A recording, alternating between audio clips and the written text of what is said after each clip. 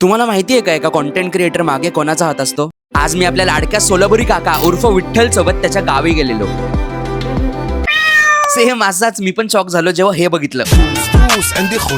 गेल्या गेल्याच आजीला बघून आम्ही सुद्धा सुरू झालो. ही आहे त्याची आजी. आल्या आल्याच आजीने आम्हाला मस्त काच आणि चुना लगा के पान बनवून खाऊ घातलं. दुपारच्या उन्हात आलेलो त्यामुळे त्याच्या काकांनी डायरेक्ट आमच्यासाठी कोल्ड ड्रिंक आणलेलं. मग आम्ही शेतात आलो.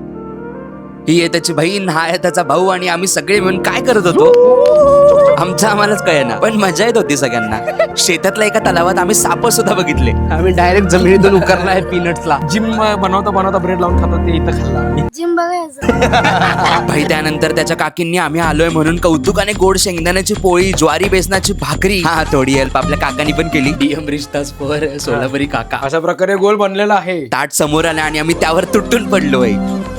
या गोष्टीला मी रेट नाही करू शकत. संपला विषय. संध्याकाळी छतावर जाऊन मस्त सनसेट मध्ये क्रिकेट खेळलो, फुल राडा घातला.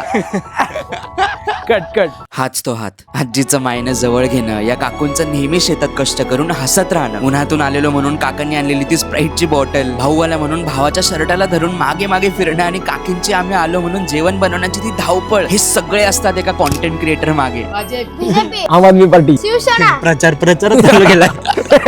अजून काय पाहिजे अण्णा?